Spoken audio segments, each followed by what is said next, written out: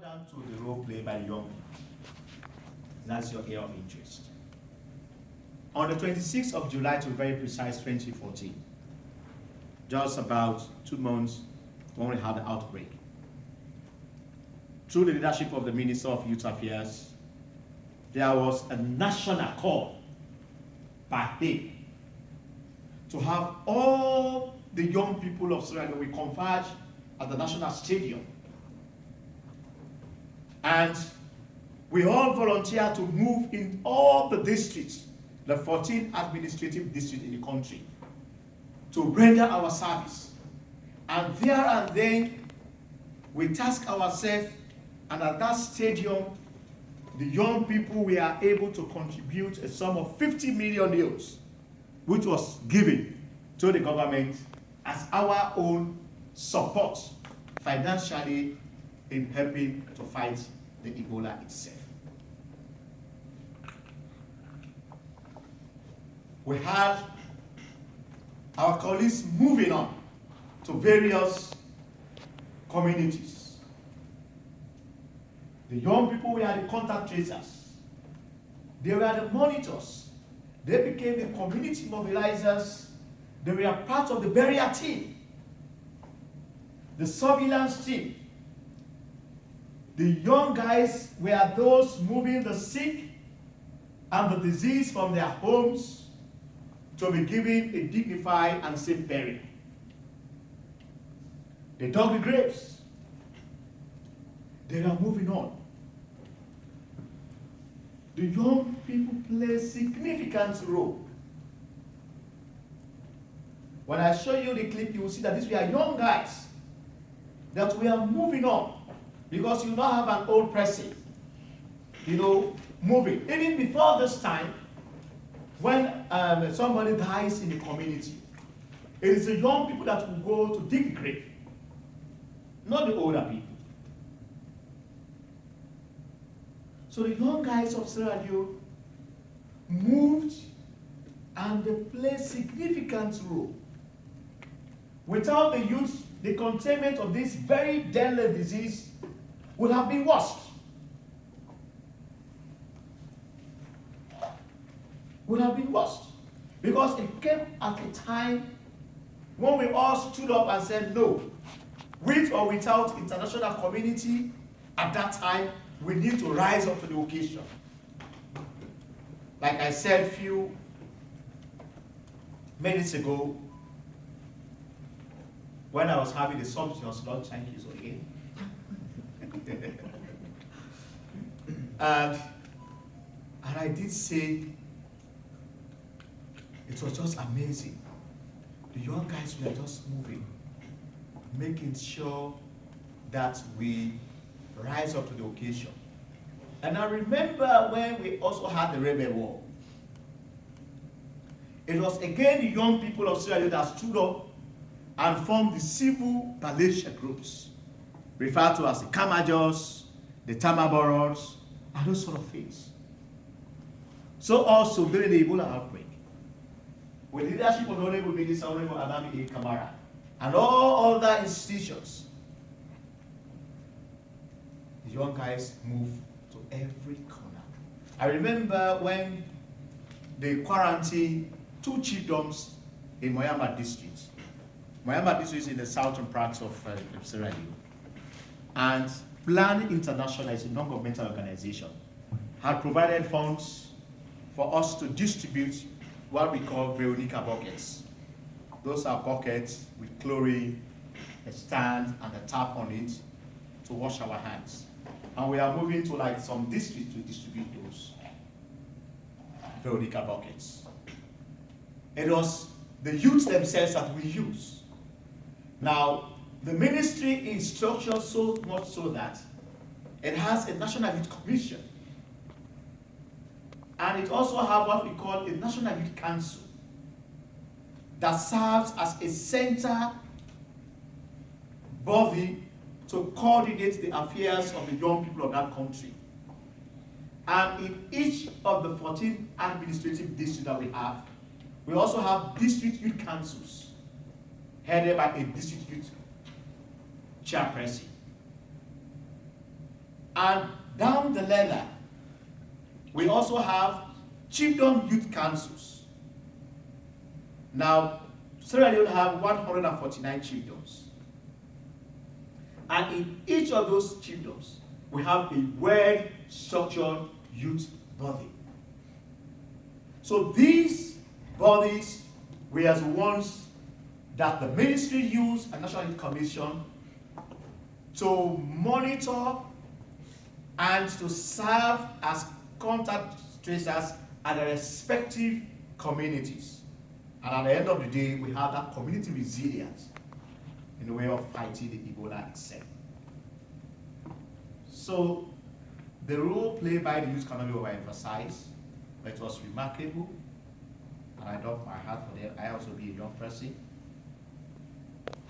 It was really, really great.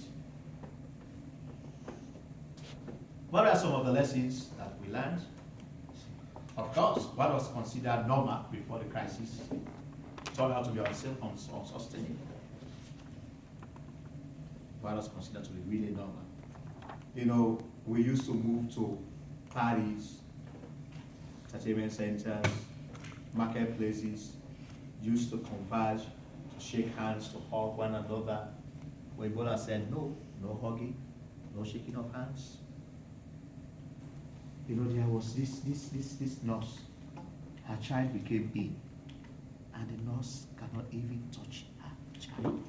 That was just too bad, too sad. And I said to my other relatives, if you are in Kenima, that's in the eastern part of Sierra Leone, stay there. Don't come to my own place. We are all scared. But I said, thank God, that evil virus is no more. Community engagement and ownership is central to delivery of programs and should remain mainstream in our programs as a way of moving forward. One thing that was learned, community resilience. You know, the community guys, they stood up. I said, no. Like Liberian we say, I was born here, I'll die here, I'm here, I will not move here. So like every community stood up. You know, they were doing it by shifts. This will come, they will be sitting by those periodical pockets. They will be surveillancing. If a stranger comes into their community, you have to report to the chief. If somebody within the community accommodates a stranger without notifying the authorities, you will be fined very seriously. So all those bylaws helped in the process. So community ownership, like the Indian guys would say, we have done it, this was really something worth noting. Of course, the shortcomings in the sub-regional collaboration gave way to the rapid spread of the disease. I've already said that two things came out clearly. That international community in terms of response to emergencies was very, very slow. By the time they came in, so many lives have gone. Because the disease itself, we did not even know about it. I would say this disease had no cure. So it was like, I don't know how to put it. Adopting simple hygiene and sanitation procedures reduces the risk of public health crisis. You know, this was one area where even up to this time, I'm used to doing those things that I thought was not necessary. Washing of hands, simple hygiene practices. You know, when we were at kindergarten, they used to teach us, there was a song. You wash your hands before you eat, you wash your hand after using the bathroom, you wash your hand after using that kind of thing. Those were simple health practices. We ignore them, but we realize that, observing those prevention protocols will help. Not only the Ebola itself, but even other risky behaviors in terms of health issues will be minimized. enhance cross-government partner NGO coordination.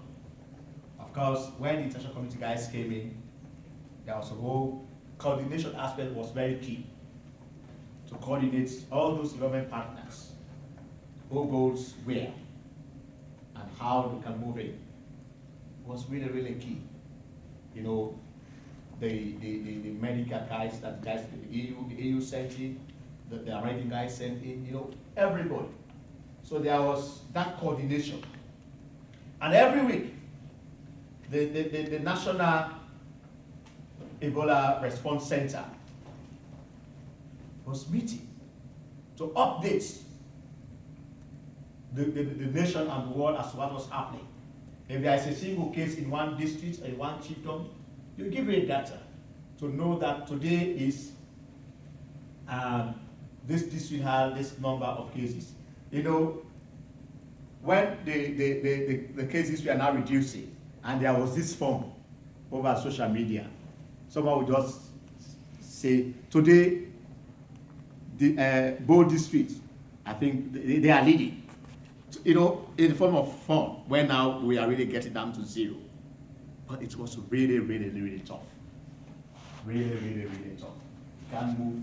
There was this 3 days lockdown, and the whole country was shut down. Nobody moved, except those head workers that we are moving on. And these were the young guys moving to make sure that they bring the sick out of the homes and take them to treatment centers. Good governance, transparency, and accountability should be enhanced and strengthened across the River Union Basin. Of course, the three affected countries, Liberia, Sierra Leone, and Guinea, we think it is also good that accountability in terms of donor funds, accountability in terms of what we do. You know, we have the duty bearers, and we have also those rights holders. Also the rights holders and the government as duty bearers. What is it, give and take? And it's also essential in making sure that it's being strengthened if we want to have a good governance in our respective countries. These are some of the lessons learned, and we'll now move on. Now Ebola is gone. As I said, we are now moving on to 66 days, 67 days. What is in for the young people? We have the recovery plan. As I speak to you, the Honorable Minister is in the Gulf countries trying to mobilize resources with support from UNFPA so that the three affected countries will engage the young people in what we call the demographic dividend. That is invested in the young people in terms of those four thematic areas we have highlighted. So if their role in the fight was significant, then we also believe their role in the recovery plan or process should also be noted. And then we are now saying that their issues should be mainstreamed in all the four thematic areas. That is the health education. What are the two? Can somebody help me quickly? Health education, mention four thematic areas. Social protection. Social protection, right, yes, and the last one? Private sector. Thank you. That means you are following. Reflect on the role of the youth in the plan. That's what you're doing. Then identify specific projects from the plan that address youth issues. We want to undertake a survey to establish a database of all the Ebola youth survivors or victims. So that the time Jennifer or Amy will ask, what's the data for all those who are affected? We'll be able to have it. So I get back on the 10th to my country, and there is a meeting organized by the MRU on the 11th and the 12th, which we are going to start that process. We want to have a database of all Ebola victims. It's going to speak volume, and it will help us greatly in terms of supporting them once we know the database. We also want to scale up the social safety net to include the unemployed youth survivors. As I said, the Ebola itself disrupted the entire economic system. So they had a lot of them, even before we had a lot of unemployed youth, the Ebola worsening situation. We want to prioritize restoration of income and livelihood for the young people. The urban areas are the hardest hit in terms of livelihoods, particularly due to the closing of businesses. It was well huge. So we want to see how we can revamp and reinvigorate that aspect again, so that the young people would get themselves involved. Now, we want to improve the capacity of existing technical and vocational institutions. Research has shown that to improve on the middle level manpower of any country, the young people need to acquire skills. We have technical and vocational institutions in the country, but we think those institutions need to be upgraded so that they will be able to provide the kinds of skills needed by the job market. Because usually there is that mismatch. What the skills you acquire vis-a-vis the job market. So we want to do what we call a skill gap analysis that will inform us as the marketable skills. And those marketable skills will be those skills that will encourage our young people to move in and acquire those skills. So what the government has done, through the Ministry of Youth Affairs, we have what we call a youth village.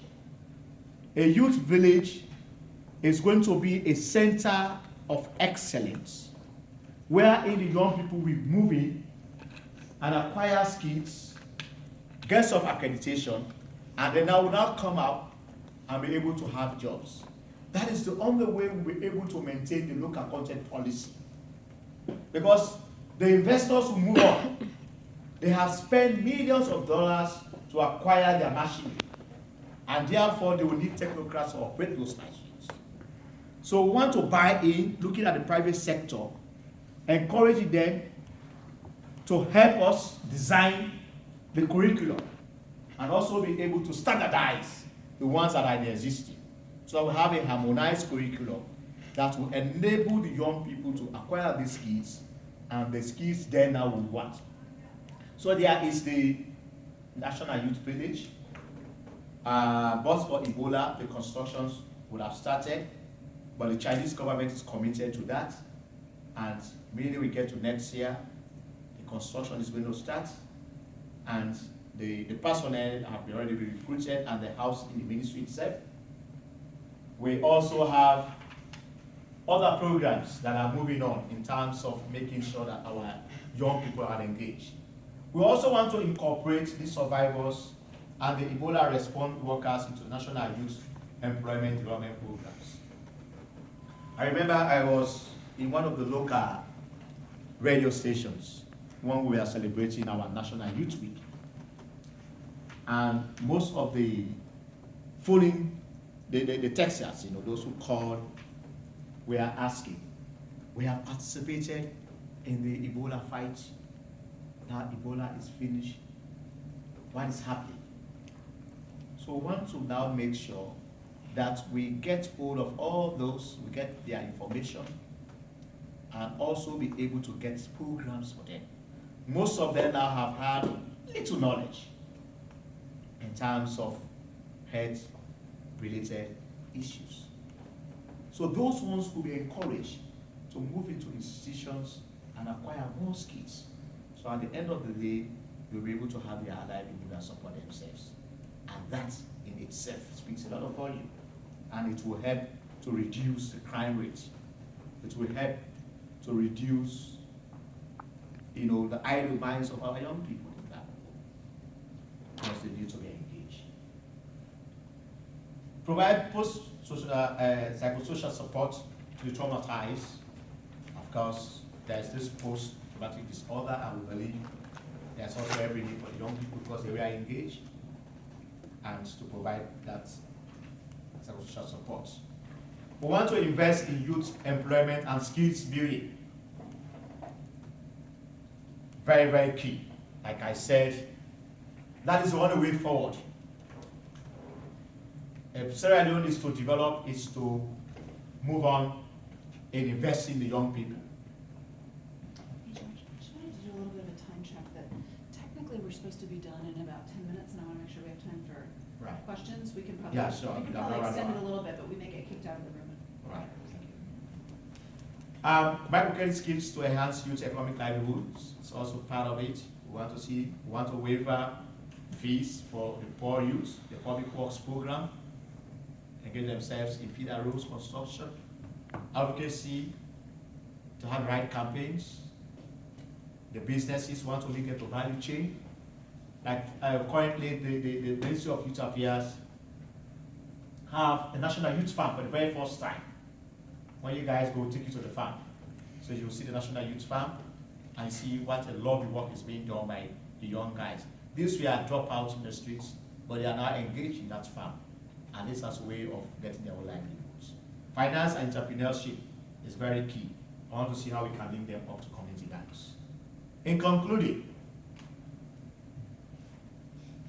Sierra Leone needs a new beginning that calls for sustaining the collaborations across the families, our communities, our chiefdoms, our districts, the regions. That's helped us to get rid of the Ebola. A new beginning that calls for greater watchfulness and resilience in the face of this evil virus. Like I said, Liberia is a little bit shaky, and therefore we need to be watchful and be mindful.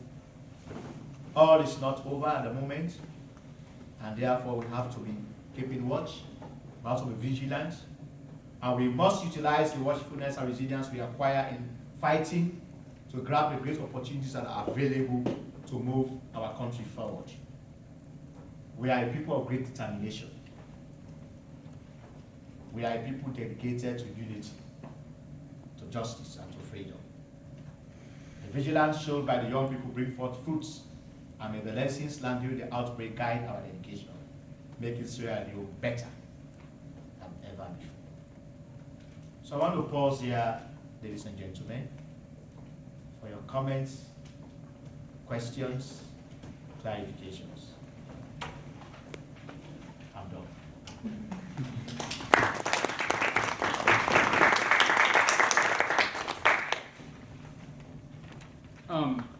So one of the things that you mentioned in terms of moving forward was post-Ebola psychological support for youth.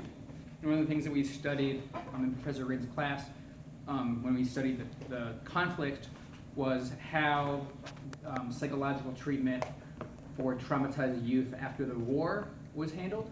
So I was wondering if you could speak to what lessons were learned from dealing with traumatized youth from the war that are applicable to dealing with traumatized youth post-Ebola. Thank you. Take a few questions then.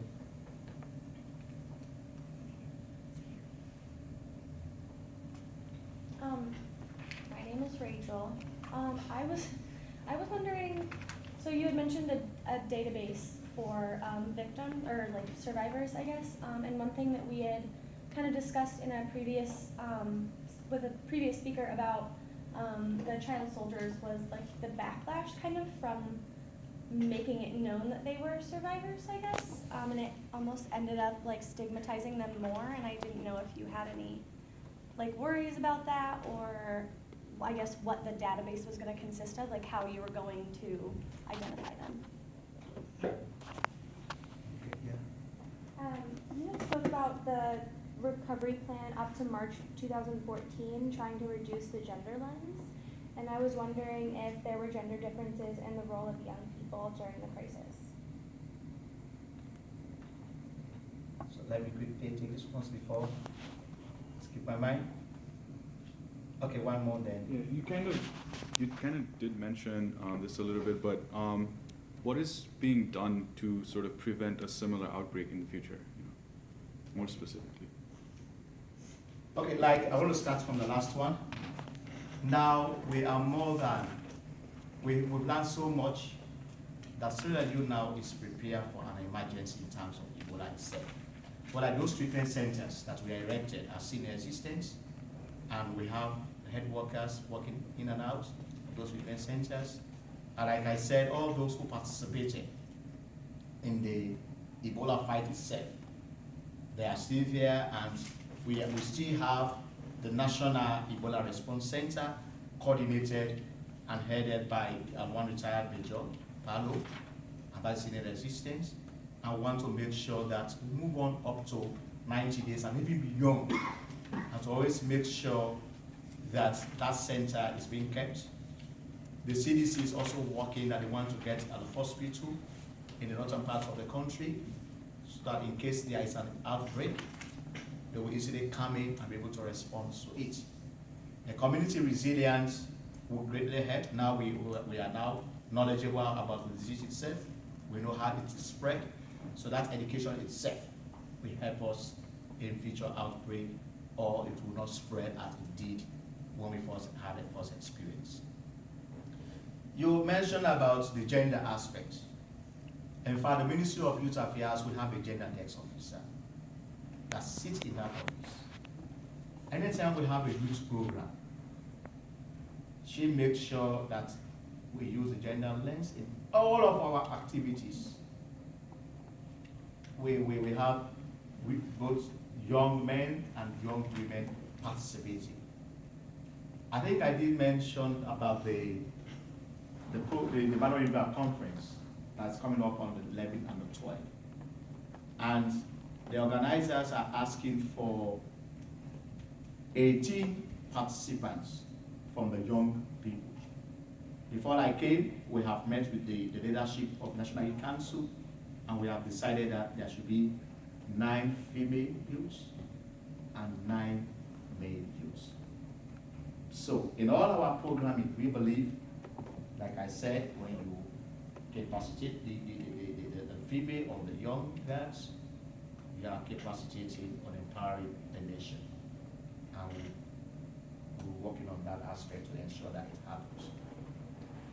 The aspect of stigmatizing, if we are getting, I think it was, if we are getting a database of the survivors, where the child soldiers, they were not really stigmatized, so to speak.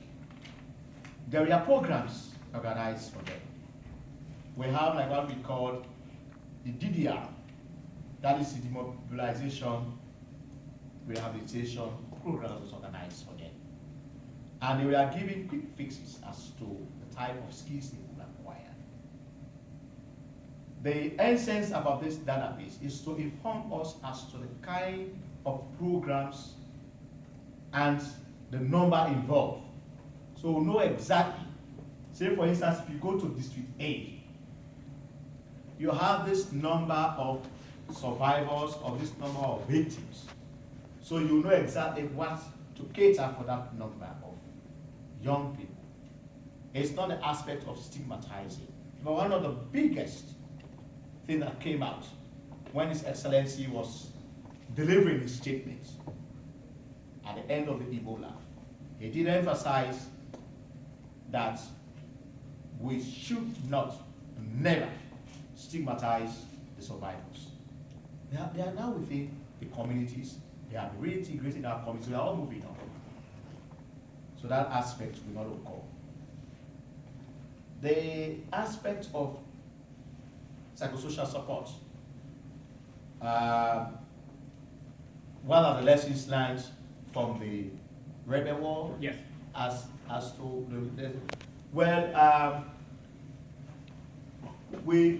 support, psychosocial support helped greatly in reforming some of the youths.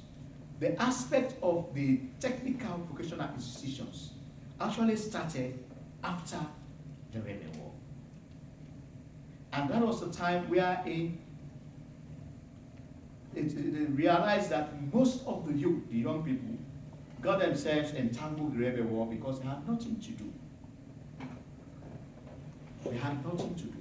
So the support that was given to them, the counseling, helped them to move on. So centers were created. And that's the reason why we believe that that lesson that was learned there creating more technical institutions, refurbishing those technical institutions, strengthening them, will also help the other victims. Now, these are two different issues. The child soldiers, they were the child combatants. They carried the guns. Most of them were drugged. Unlike the Ebola. The lessons learned from that will be used, but you will not use the same counseling skills for the young ones that were involved in the rebel war for those survivors, because these are completely two different things in terms of how they were recruited. All of them were forcibly recruited. But here, some young guys volunteer, and in the process of volunteering, they contracted the disease. They survive.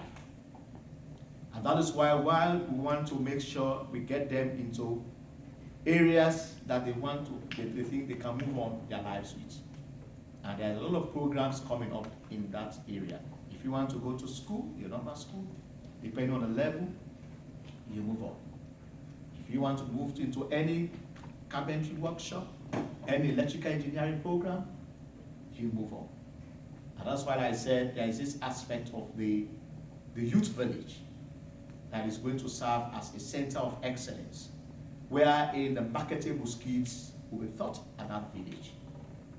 Then will also help those that are coming out of the Ebola itself, and the other young people of Sierra Leone will be able to harness their God potential, capability to support their own development.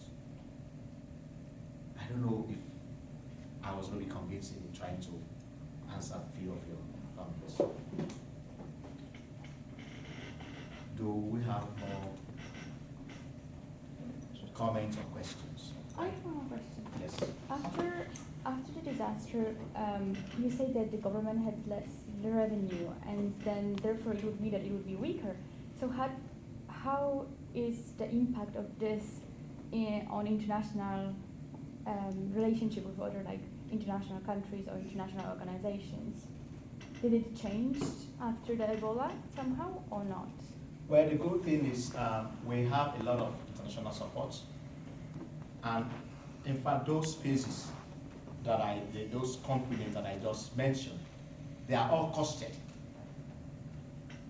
and we are expecting that governments, international partners will come in to help rebuild our country.